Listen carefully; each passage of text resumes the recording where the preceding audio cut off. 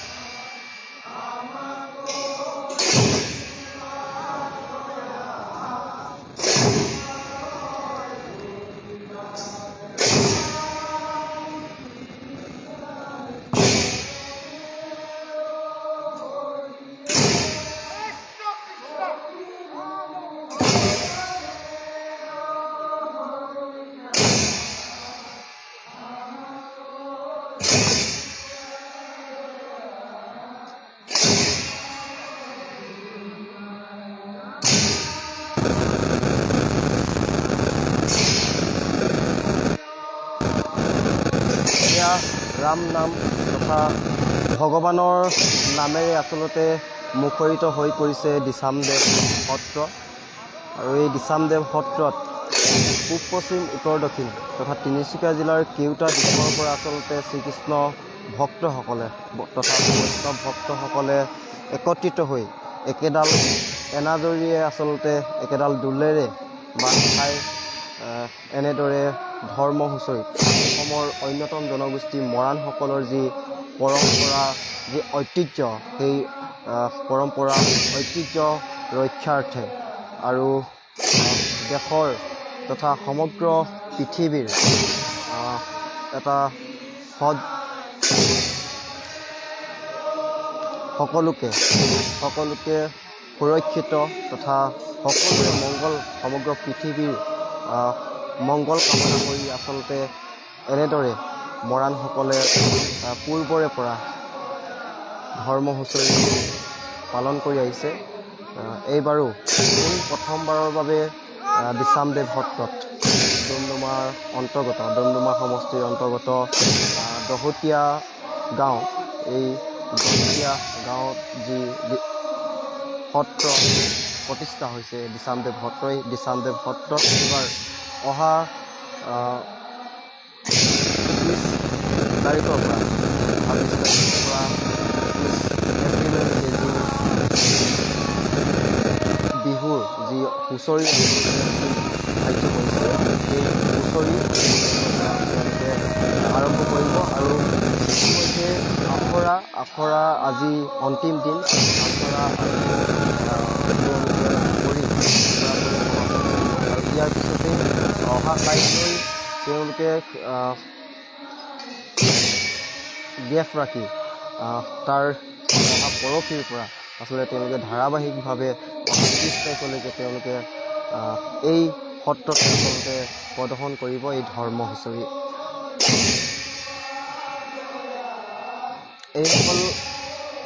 এইসকল হৈছে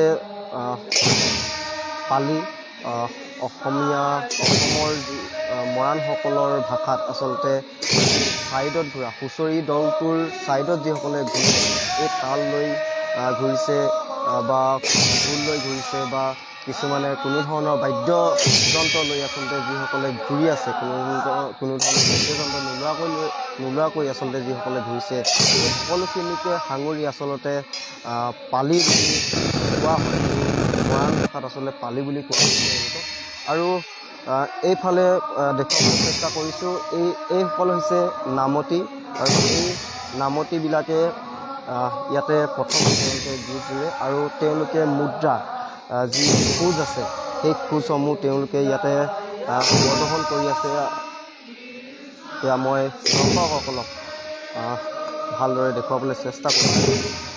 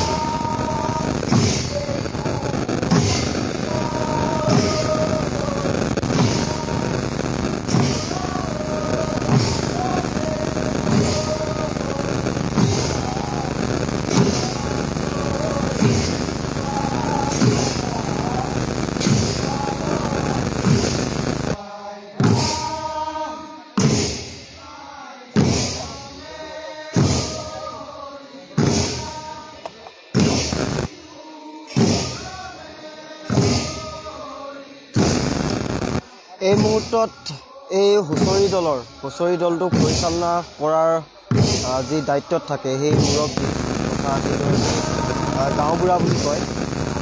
গাঁওবুঢ়া নামেৰে আখ্যায়িত কৰা হয়, আখ্যা দিয়া হয় গাঁওবুঢ়া বুলি। আৰু সেই গাঁওবুঢ়াগৰাকীৰ কিছু মনৰ কথা আমি জানিবলৈ চেষ্টা কৰিম, যিহেতু তেওঁ এটা গুৰু দায়িত্ব লাভ কৰিছে আৰু সেইটো ৰাইজে আচলতে অৰ্পণ কৰিছে তেওঁ। গতিকে এই মুহূৰ্তত যিহেতু ৰঙালী বিহুৰ সময়ত আৰু লগতে অসমৰ অন্যতম জনগোষ্ঠী মৰাণসকলৰ যি ঐতিহ্য পৰম্পৰা ধৰ্ম হুঁচৰি, যিহেতু অহা 20 তাৰিখৰ পৰা গোৱা হ'ব এই দিচামদেৱ সত্ৰত। গতিকে তেখেতৰ পৰা কিছু মনৰ কথা আমি জানিবলৈ চেষ্টা কৰিম, কি জনাব এই মুহূৰ্তত যিহেতু সমাগত বিহু। হয়, ধন্যবাদ। পোনপ্ৰথমতে মই সমূহ অসমবাসী ৰাইজলৈ ৰঙালী বিহু তথা অসমীয়া নৱবৰ্ষৰ শুভেচ্ছা জনালোঁ। আচলতে আজি খুব ভাল লাগিছে পৰিৱেশটো, আৰু আজি আমাৰ ধৰ্ম হুঁচৰিৰ অন্তিমটো আখৰা দিন। অহা 6 বহাগৰ পৰা 16 বহাগলৈকে, অৰ্থাৎ আমাৰ 20 এপ্ৰিলৰ পৰা আৰম্ভ কৰি 30 এপ্ৰিল তাৰিখলৈকে আমাৰ ইয়াতে ধৰ্ম হুঁচৰি আখৰা আৰম্ভ কৰা হ'ব। স্থানটো হৈছে আমাৰ শ্ৰী শ্ৰী কৃষ্ণভূ সমন্বয় ক্ষেত্ৰ, শ্ৰী শ্ৰী দিচামদেৱ সত্ৰ। আৰু ইয়াতে পূব পশ্চিম উত্তৰ দক্ষিণ সকলো দিশৰ পৰা আচলতে শ্ৰীকৃষ্ণ ভক্তসকল আহি একত্ৰিত হৈ অসমৰ সকলোটি জাতি জনগোষ্ঠীৰ সৰ্বাংগীন উন্নতিৰ কাৰণে, সকলোটো দিশৰ উন্নতিৰ কাৰণে আচলতে জাতীয় স্বাৰ্থত জাতি মাটি ভেটিৰ উন্নতিৰ কাৰণে আচলতে আমি শ্ৰীকৃষ্ণ ভক্তসকলে একলগ হৈ ধৰ্ম হুঁচৰিখন আমি গাবলৈ আখৰা কৰিবৰ কাৰণে আমি আৰম্ভ কৰিছিলোঁ। অকণমান আপুনি এফালে আহি দিব। আৰু আপোনালোক সকলোৱে অসমবাসী ৰাইজলৈ আমি অনুৰোধ জনালোঁ যাতে 20 এপ্ৰিলৰ পৰা 30 এপ্ৰিল তাৰিখলৈকে অনুষ্ঠিত হ'ব লগা আমাৰ ধৰ্ম হুঁচৰি যি আমাৰ অনুষ্ঠানটো, এই অনুষ্ঠানটো দৰ্শন কৰিবলৈ আহিব। আৰু এই অনুষ্ঠানটো কেৱল মৰাণ জনগোষ্ঠীয়ে আজিলৈকে বৰ্তাই ৰাখিছে। এইটো অতি পুৰণিকলীয়া আমাৰ ৰীতি নীতি অতীজৰ পৰা চলি আহিছে। আজিও আমাৰ মৰাণ জাতিৰ যি এই স্বকীয় এটা বৈশিষ্ট্য আমাৰ ধৰ্ম হুঁচৰি, এইটো আজিও আমাৰ শ্ৰীকৃষ্ণ ভক্তসকলে বজাই ৰাখিছে। গতিকে এই পুৰণিকলীয়া ৰীতিটো চাবৰ কাৰণে আপোনালোকে নিশ্চয় আহিব। আমাৰ স্থানটো গম পাইছে ইতিমধ্যে। গতিকে সকলো অসমবাসী ৰাইজলৈ পুনৰবাৰ ধন্যবাদ জনাই আমাৰ এই অনুষ্ঠানটিলৈ আপোনালোকক স্বাগতম জনালোঁ। হয়, এই মুহূৰ্তত তেখেতলৈ ধন্যবাদ জ্ঞাপন কৰিছোঁ। আৰু এনে কিছু ব্যক্তি আছে, তেওঁলোকৰ সৈতেও আমি কিছু মত বিনিময় কৰিবলৈ চেষ্টা কৰিম। ইতিমধ্যে এয়া আপোনালোকে নিশ্চয় দেখি আছে, মৰাণসকলৰ যি ঐতিহ্য পৰম্পৰা ধৰ্ম হুঁচৰি আখৰাৰ আজি অন্তিম দিনত আচলতে এই নিশা মধ্যে তেওঁলোকে হৰি নামৰ তথা ভগৱানৰ ঈশ্বৰৰ নামৰ ধ্বনিৰে আচলতে এই দিচামদেৱ সত্ৰ আচলতে ৰজন জনাই তুলিছে। এক কথাত ক'ব গ'লে সঁচাকৈ ৰজন জনাই তুলিছে। আৰু এতিয়া দৰ্শকসকলক দেখুৱাবলৈ চেষ্টা কৰিছোঁ। আৰু এই দিচামদেৱ সত্ৰৰ যিগৰাকী সত্ৰাধিকাৰ দেৱো আচলতে এই আখৰাত উপস্থিত আছে। তেওঁ যদিও ব্যস্ততাৰ মাজত আছে, তথাপিও তেওঁৰ সৈতে আমি সত্ৰাধিকাৰগৰাকীৰ সৈতে আমি কিছু মত বিনিময় কৰিবলৈ চেষ্টা কৰিম। ইতিমধ্যে এয়া আপোনালোকে চাই আছে, নামতীসকলে এই মাজত তেওঁলোকে আখৰা কৰি আছে, অৰ্থাৎ ধৰ্ম হুঁচৰিৰ যি মুদ্ৰা, সেই মুদ্ৰাসমূহ প্ৰদৰ্শন কৰিছে।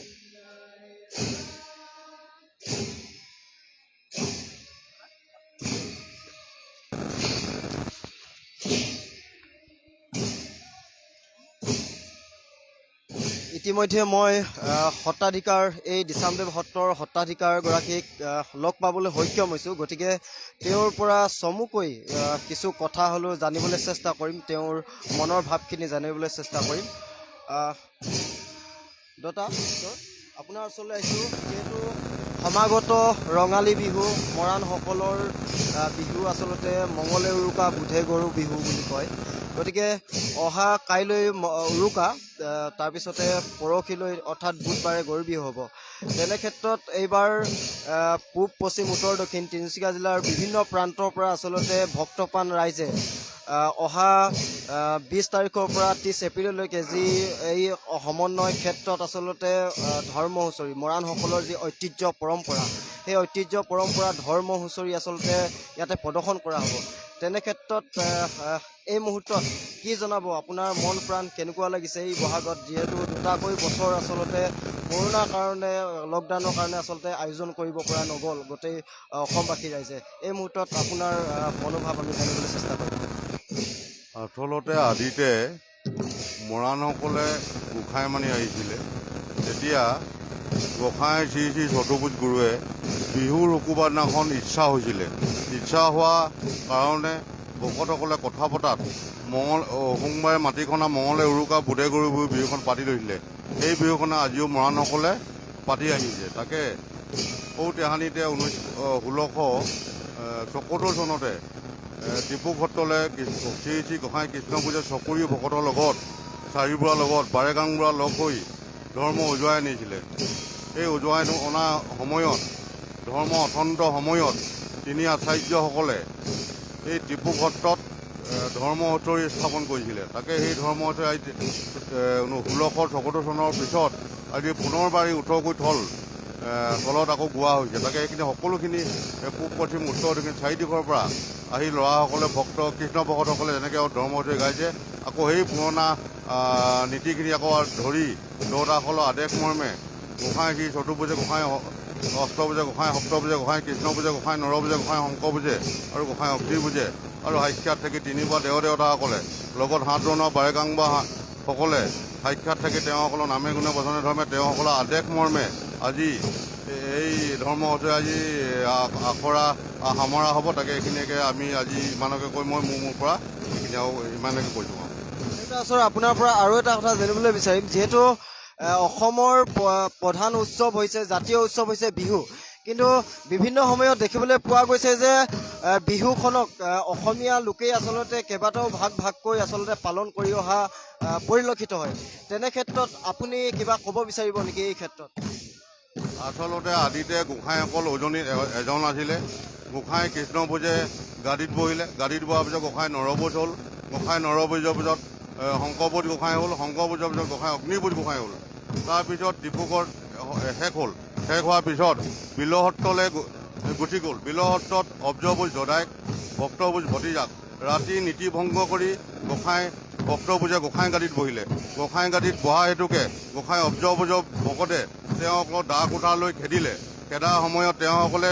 মোদীৰ ঘৰত পেটত দুৱা কাটি গুচি গ'ল দুৱা কোটা হেতুকে আজিও গোসাঁই দুজন হৈ আজি 10-12জন গোসাঁই হ'ল এতিয়াও দেউতাসকলৰ আদেশ মৰ্মে এইখিনি গোসাঁই এজন হ'ব লাগে বিহু এখন হ'ব লাগে আদিতে যিখন বিহু আছিলে গোসাঁই যিটো চতুৰ্ভুজৰ বিহুখন সেই বিহুখনে আজিও তেওঁসকলে মানিবলৈ কৈছে তাকে আমি সেইটোকে পালন কৰা হৈছে হ'ব হয় ধন্যবাদ জ্ঞাপন কৰিছোঁ দিচামদেৱ সত্ৰৰ সত্ৰাধিগৰাকীক তেওঁ ইতিমধ্যে গোটেই কথাখিনি আচলতে বিতংকৈ উল্লেখ কৰিছে এয়া নামতীসকলে প্ৰদৰ্শন কৰি আছে তেওঁলোকৰ যি আখৰা তেওঁলোকৰ ধৰ্ম হুঁচৰি আখৰা আচলতে প্ৰদৰ্শন কৰি আছে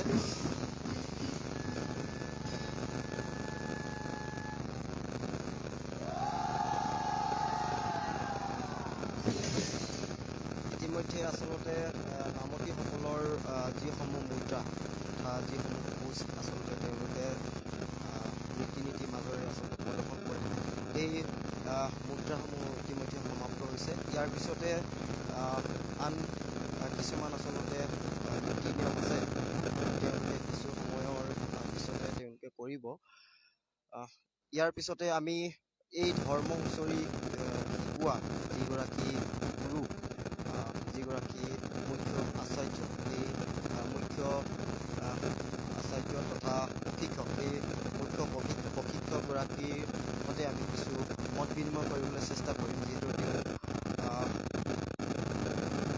যোৱা 15 মাৰ্চৰ পৰা আচলতে তেওঁ শিকাই আছে অৰ্থাৎ প্ৰশিক্ষণ দিয়াই আছে এই মুহূৰ্তত প্ৰশিক্ষকগৰাকীক লগ পাবলৈ সক্ষম হৈছোঁ প্ৰশিক্ষকগৰাকীৰ কিছু মনৰ কথা জানিবলৈ চেষ্টা কৰিম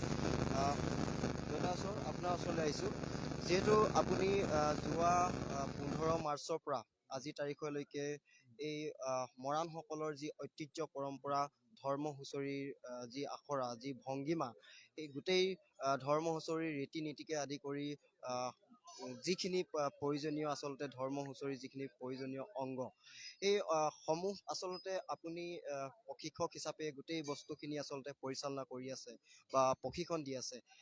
তেনে ক্ষেত্ৰত আজি অন্তিম যিহেতু অন্তিম দিন, এই আখৰাৰ ধৰ্ম হুঁচৰি আখৰাৰ আচলতে অন্তিম দিন।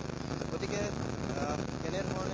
কেনে পালে আপুনি ইমান দিন আচলতে প্ৰশিক্ষণ দিয়ে, তাৰ সমান্তৰালভাৱে আপোনাৰ বিভিন্ন আচলতে আচলতে ভক্তপ্ৰাণ ৰাইজে ইয়াতে অংশগ্ৰহণ কৰিলে। আপোনাৰ মনোভাৱ কেনেকুৱা? আৰু সমাগত ৰঙালী বিহু, মৰাণসকলে আচলতে মঙলে উৰুকা বুধে গৰু বিহু, সেই ৰীতি নীতিৰে সেই আচৰণে আচলতে অতীজৰে পৰা এই ৰঙালী বিহু পালন কৰি আহিছে।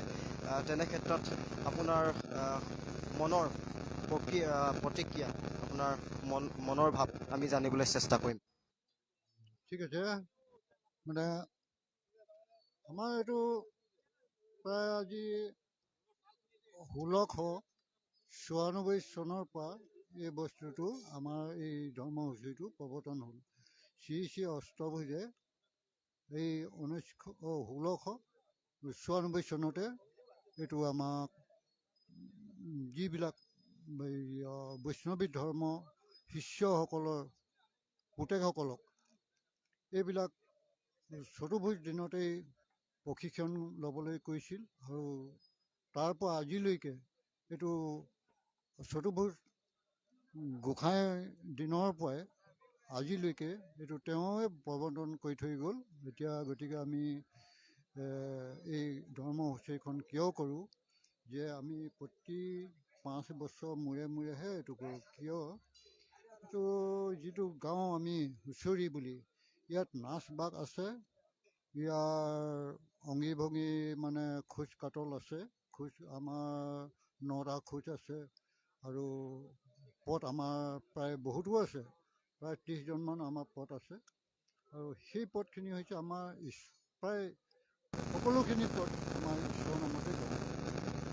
এনেকৈ ঈশ্বৰৰ নামত গাঁৱতে আমি প্ৰতি ঘৰে ঘৰে এইটো হুঁচৰি যেতিয়া গাওঁ, এখন বৰ সবাহ হোৱাটো আমাৰ 10 গুণে তাতকৈ শ্ৰেষ্ঠ হ'ব। যিহেতু আজি 100 ঘৰত যদি আমি এটা এখন গাঁও আছে, তাত 100 ঘৰতো যদি আমি হৰি কীৰ্তন যদি গাওঁ, তেতিয়াহ'লে আমাৰ এই ব্যাধি বোলা বস্তুটো এই 5 বছৰৰ ভিতৰত কেতিয়াও হ'বই নোৱাৰিব। যেনেকৈ হাতিয়াল জাতিয়াল আই পায়, এইবিলাক দূৰতে আমাৰ এই ভগৱন্ত ঢোলৰ ধ্বনি, তালৰ ধ্বনি আৰু ভগৱন্ত পদৰ গীতৰ প্ৰতিধ্বনি শুনি তেওঁবিলাকে এই হাতিয়ালবিলাক এই গাঁৱৰ পৰা সেইটো ক্ষেত্ৰত আমাৰ আৰু এটা হয়, পৰম্পৰা বুলি যদি মানি আছে আমাৰ দেখোন আমাৰ এটা এনাজৰী এডাল এনাজৰী এটা উপায় এজনী আই পৰৱত যেনেকৈ আমি এটা পৰিয়াল, ঠিক তেনেকৈ আমি ইয়াত যদি 200জন বা 300জনী যুৱক থাকে, আমি এনাজৰীয়ে বান্ধ খাই এই জীৱন আমাৰ এই 5 বছৰ হাঁহি মুখে অতিবাহিত কৰি যাওঁ। গতিকে আৰু এই হুঁচৰিখন আমাৰ বিহুৰ লগতো জড়িত, কৰ্মক্ষেত্ৰতো জড়িত। যিহেতু ঢোল লৈ তাল লৈ যেতিয়া নাচখিনি কৰে, যেতিয়া হয় সেইটো কৰ্মক্ষেত্ৰত আমাৰ হুঁচৰি বিহুটো পৰে। কিন্তু সেই আমি যেতিয়া বিহু হুঁচৰিটো গাওঁ, তাৰ আগতে আমি বিহুটো নমাই লওঁ। বিহুটো নমাই লওঁ এনেকুৱা ধৰণে, বিহুটো নমাই বিহু অবিহনেহে আমাৰ এই হুঁচৰিটো হৈছে। বিহু নহ'লে আমি হুঁচৰি গাব নোৱাৰোঁ। এই বিহুটো হৈছে আমাৰ প্ৰথম নমোৱাৰ দিনাই আমাৰ গাব হাঁচতি হৈ লাও ফুল চাওঁ, অতি চেনেহৰে বহাগৰ বিহুখন নমাই আনিবলৈ যাওঁ। আমি তেনেকৈ বিহুটো নমাওঁ। বিহুটো আমাৰ প্ৰায় গধূলি 3টামান বজাত গাম, আৰু ৰাতি আমাৰ এই হুঁচৰিখন আৰম্ভণি হয়। আমাৰ এই হুঁচৰিখন আৰম্ভণি হোৱা বহুতো ইয়াত নীতি আছে। আমাৰ তাত লাগিব বৰনামতি লাগিব, বৰ নামতীয়ে বাইক বচন বুলিব আৰু কোনোবাই এনেকুৱা দুখৰ সুখৰি বা গৃহৰ হ'লেও ৰাইজক শৰণাগত হ'বলৈ কিছুমান ভাৰ আনে, ভাত চাউল আৰু এইবোৰ শাক পাচলি ইত্যাদি আনে। আৰু তাৰপিছত আমাৰ এজন গাঁওবুঢ়া থাকিব, সেই গাঁওবুঢ়াজনৰ নিৰ্দেশমতে সকলোৱে কাম কৰি যাব। আৰু তাত থাকিব আৰু আমাৰ ভাৰী বুলি থাকিব, ভাৰ যদি 100খন ভাৰো ৰাতিটো তাৰ এই ভাৰীকেইজনে ভাৰ বৈ এই এটা জেগাত জমা কৰিব। তাৰ লগতে আমাৰ সেই ভাৰখিনি মাজতে এদিন আমাৰ ভোজ ভাত খাব, যেনিবা জৈগ খোৱা বুলি কয়। সেই জৈগ খোৱা যেতিয়া আমি খাম, তেতিয়া আমি সেই গৃহস্থসকলে যেনেকৈ কিবা এটা আশা কৰি এই ভাৰখন আনিছিল, তেনেকৈ সেই তেওঁবিলাকৰ আশা পূৰ্ণ হওক বুলি ৰাইজে আশীৰ্বাদেৰে সিহঁতি এই ভোজখন কৰে। তাৰ লগে লগে আকৌ হ'ল কি, আমাৰ ইয়াত নীতি বহুতো আছে যে আজি কাৰোবাৰ বেমাৰ এটা পৰি থাকিব, তাত আমাৰ ঔষধ হিচাপত দোলেৰে তালেৰে জয় কৰি তেনেকৈ দিয়া যাব দুখন এই গৃহজনক। সেই গৃহজনক দুখন দিয়া যাব, বেমাৰতে হওক বা কিবা এটা অসুবিধা তেওঁ এই তামোল দুখন খোৱাৰ লগে লগে তেওঁবিলাকে ভাল হৈ যাব। আমাৰ হুঁচৰিও ধৰ্ম হুঁচৰিও আমাৰ এটা নামত সেইটোৱেই না, এইটো সাক্ষাৎ আমি সকলোৱে ৰূপ, এইটো আমি জানো যে ইয়াত ধৰ্ম নিশ্চয় আছে। আৰু কোনোবাই তাত অৱশ্য কিবা বেয়া মাতিও যদি পায়, লগে লগে সেই মানুহজন নাই বমি কৰিব, নাই পৰি যাব, তেনেকুৱা ধৰণে আমি তেনেকুৱা এইবোৰ দেখিবলৈ পাওঁ। এতিয়া ছাৰ, আপোনাৰ পৰা আৰু এটা কথা জানিবলৈ বিচাৰিছোঁ। যিহেতু আপুনি দীৰ্ঘদিন ধৰি প্ৰায় এমাহতকৈ অধিক দিন বুলি ক'ব লাগিব, সিমান দিন ধৰি আচলতে আপুনি ইয়াতে প্ৰশিক্ষক হিচাপে গোটেই বস্তুখিনি আচলতে ধৰ্ম হুঁচৰি ৰীতি নীতি গীত মাত গোটেই বস্তুখিনি আচলতে গোটেই সামগ্ৰিক পৰিৱেশ আচলতে পৰিৱেশটোৰ লগত আপুনি জড়িত হৈছে। সেই পৰিৱেশত জড়িত হৈ আপুনি কেনেকুৱা অনুভৱ হ'ল? আপোনাৰ ইমান দিন আপুনি জড়িত হৈ ইয়াত সেই অনুভৱ আমাৰ এইটো অতীজৰ পৰা আজি ধৰক যে 1694 খ্ৰীষ্টাব্দৰ পৰা আজিলৈকে যে এই বস্তুটো জীয়াই আছে, যদি আমি এই মৰাণসকলক প্ৰায় আমাৰ মৰাণসকলৰ গাঁও এই তিনিচুকীয়া জিলাতেই প্ৰায় 33খনমান গাঁও আছে। এই 33খন গাঁৱত বহুত যুৱক দল আছে, যুৱকসকল আছে। এই তেওঁবিলাকে বৰ্তমান এই ধৰ্ম হুঁচৰিটো সকলোকে শিকা নাছিল। আমাৰ এই বাৰেকুৰি অষ্টভুজ থলত, বাৰেকুৰি থলৰ পৰা মই এই ফুলেকুৰি থল বাগজান গাঁৱলৈ আহিলোঁ 72 এই চনতে আহি মেলি ৰাইজে এই সভাজনকে ধৰিলে যে কি আমাক ধৰ্ম হুঁচৰিখন দিব লাগে, নহ'লে আমাৰ মৰাণৰ এই সংস্কৃতি জীয়াই নাথাকিব। এই বুলি কোৱাত মই চিন্তা কৰিলোঁ যে হয়, আমাৰ মৰাণ জাতীয় এই বিহুখনটো আছেই, আমাৰ লগতে ধৰ্ম হুঁচৰিখন লুপ্ত যাব এতিয়া। এনেকৈ বুলি প্ৰায় বৰ্তমান 300মান যুৱকসকলক প্ৰশিক্ষক হিচাপে এই সভাজনে দি আছোঁ। আৰু তেওঁবিলাক আজি 15 তাৰিখ, মাৰ্চৰ 15 তাৰিখৰ পৰা আজিলৈকে তেওঁবিলাকে সকলোৱে শিকি আতালে আৰু সকলোৱে খোজ কাটল, পথ, ঢোল আৰু তাল এইবিলাক সকলো সম্পূৰ্ণৰূপে শিকিলে। সেইকাৰণে মোৰ মনত বহুত উল্লাস, বহুত আনন্দ পাইছোঁ। তেওঁবিলাকক বহুত ধন্যবাদ দিছোঁ যে আজি সকলো মৰাণসকলে আমাৰ এই ধৰ্ম হুঁচৰিখন ভাগ পালে আৰু ভৱিষ্যতলৈও তেওঁবিলাকে এইধৰণে গাব সকলো গাঁৱতে। আৰু এই কিছুমান ব্যাধি বা বেমাৰ এইবিলাকৰ পৰা সেইবিলাক বেয়া আজি বেমাৰে হওক, ভূত পিশাচে হওক, সেইবিলাক আমাৰ ধৰ্মৰ যোগেদিয়েই ধৰ্ম প্ৰতিধ্বনি শুনি দূৰ হ'ল বুলি এতিয়া আমি হৈছে আৰু হ'ব এই বুলি আমি সম্পূৰ্ণ গম পাওঁ। গতিকে এওঁবিলাকে যেনেকৈ হুঁচৰিত এইখিনি গাই ফলগতি হ'ল, সেয়েহে তেওঁক লোকক ধন্যবাদ দি আৰু ঈশ্বৰৰ ওচৰতো কামনা কৰিছোঁ তেওঁবিলাকে সম্পূৰ্ণৰূপে মই যিমানখিনি জানো সিমানখিনি জানক বুলি তেওঁবিলাকক আশীৰ্বাদ দিছোঁ আৰু ঈশ্বৰৰ ওচৰত প্ৰাৰ্থনাও জনাইছোঁ। বৰ্তমান এই অভাজনে মনত বহুত আনন্দ উপলব্ধি কৰিব পাৰিছোঁ। হয়, ধন্যবাদ জ্ঞাপন কৰিছোঁ মুখ্য প্ৰশিক্ষকদেৱলৈ ধন্যবাদ জ্ঞাপন কৰিছোঁ। তেওঁ ধৰ্ম হুঁচৰি সম্পৰ্কে বেদবোৰ আচলতে বিশ্লেষণ দাঙি ধৰিলে। ইয়াৰ পিছতে তেওঁলোকৰ মনৰ কথা লৈ থকাৰ মাজতে ধৰ্ম হুঁচৰি কেইবাটাও পৰ্ব আচলতে কেইবাটাও আচৰণ আচলতে পাৰ হৈ গুচি গ'ল। তথাপিতো ইয়াৰ পিছতে এনেদৰে আচলতে নামতীসকলে নাচোনৰ চেৱত আচলতে নামি পৰিছে। কঁকাল ভাঙি হাত মেলি আচলতে নামতীসকলে নচা পৰিলক্ষিত হৈছে।